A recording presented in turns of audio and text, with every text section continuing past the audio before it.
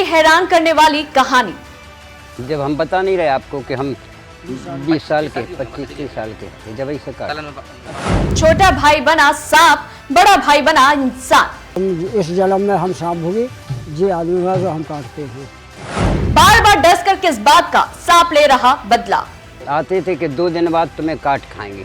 आप कभी पुनर्जन्म की कहानियों पर विश्वास रखते हैं? ये सवाल इसलिए क्योंकि एक ऐसी कहानी सामने आई है जिसने सबको हैरत में डालकर रखा है।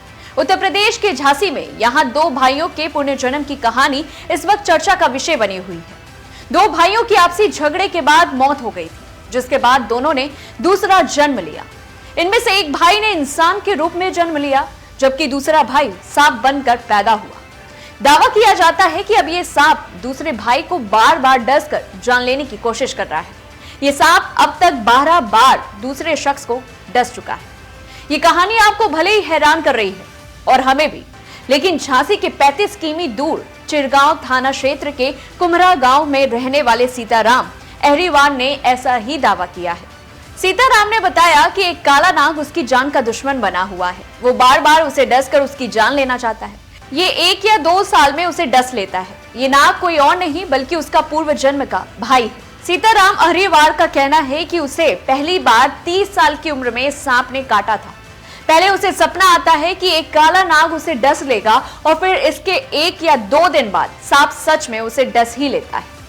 सांप के काटने के बाद वो प्राथमिक उपचार के साथ साथ गांव के मंदिर में जाकर झाड़ फूंक करवाकर इलाज करवा लेता है और अब तक अपनी जान बचाता आ रहा है।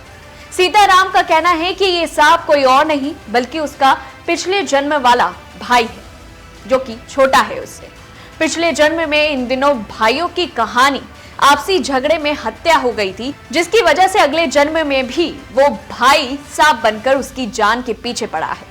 वहीं मंदिर में झाड़ फूंक करने वाले शख्स से भी बातचीत की गई और शख्स का दावा है कि सांप के काटने के बाद सीताराम में अजीब सी शक्ति आती है जो ये बताती है कि जो सांप उसे काट रहा है वो उसका पिछले जन्म का उसका छोटा भाई है। ये कहानी कितनी सत्य है या नहीं, इस बात की पुष्टि न्यूज़ 1 इंडिया नहीं करता है, पर क्या आपको इस कहानी पर विश्वास है तो हमें कमेंट बॉक्स में जरूर बताएं। और ऐसी तमाम बड़ी खबरों से जुड़े रहने के लिए देखते रहिए न्यूज़ 1 इंडिया का डिजिटल प्लेटफॉर्म।